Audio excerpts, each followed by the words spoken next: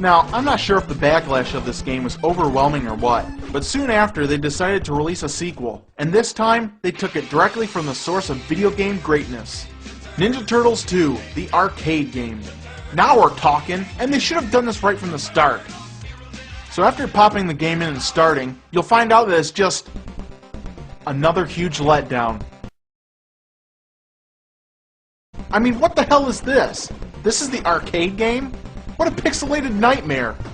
And in order to bring this game onto the NES, they had to strip it of every cool feature that made it fun. Flashy intro? Gone. Cool graphics? Gone. 4-player mode? Gone. Oh, come on, and that was the best feature!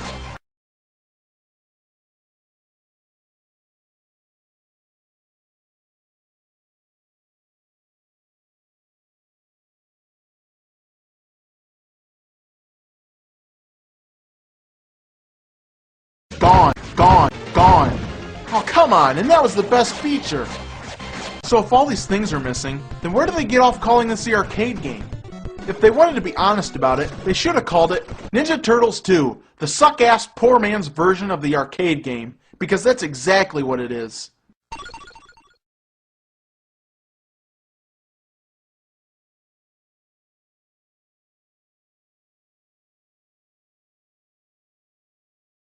Now in this game, you can only play a 1- or 2-player game, and the worst part is that your turtle can only punch, kick, and drop kick. For a game that takes over an hour to defeat, this gets very boring. And when you die, that's it. Game over. They don't even give you the option of continuing exactly where you left off, like in the original arcade game. Instead, they give you the option to restart at the beginning of the level. Ugh, what a piece of shit. Another annoying thing is this product placement bullshit.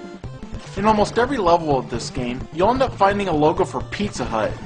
And I guess it's because the turtles eat pizza, right? Oh, okay, well, just be sure to look out for these other corporate logos as well.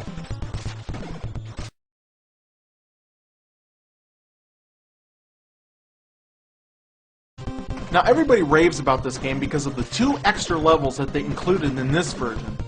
Well, la-di-fucking-da. La-di-fucking-da. These levels suck, and adding them was pointless and stupid. In fact, during the middle of the game, the New York Zoo magically freezes over, and at the end of the level, you end up biting off a polar bear that looks like the cross between Joe Camel and Spuds MacKenzie. Now, I would have gladly done without these extra levels, if they just used the extra space to make the game closer to the arcade version.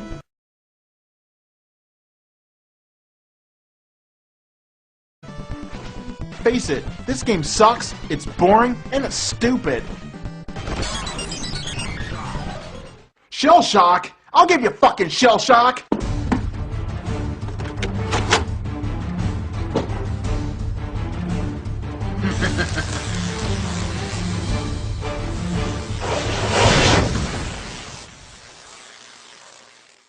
After producing 2 shitty games, they decided to release one more game for the NES.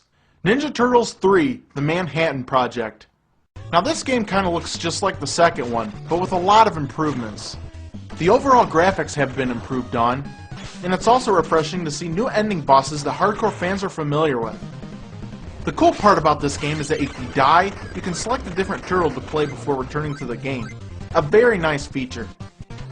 And to be totally honest, this game is actually enjoyable. So, I guess it would be kinda worthwhile to have this game in your collection. On second thought, fuck it. Because if you're gonna own a Ninja Turtles game, then this one's an absolute must. Ninja Turtles 4, Turtles in Time. Released only on the Super Nintendo,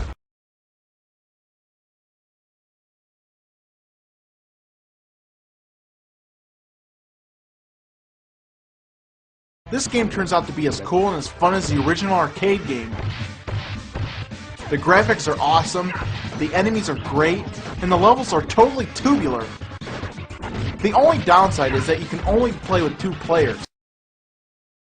But hell, with a game as good as this, it's something I'll gladly overlook. Too bad it took 4 tries just to get it right.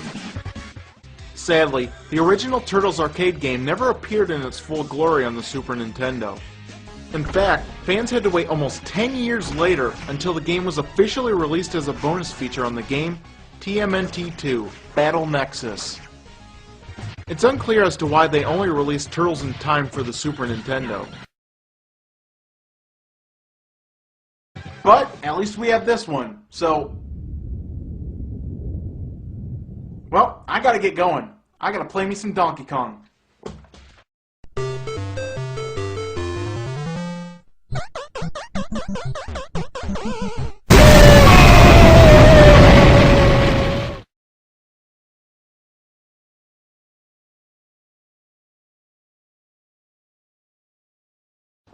Alright, the next game is Ninja Turtles, Turtles in Time, the remake. Now this game can only be downloaded from online stores, and even though I loved the original, I think I enjoyed this installment even more. I love looking at side-by-side comparisons of this game, because it's so neat to see all the subtle changes they made to this title.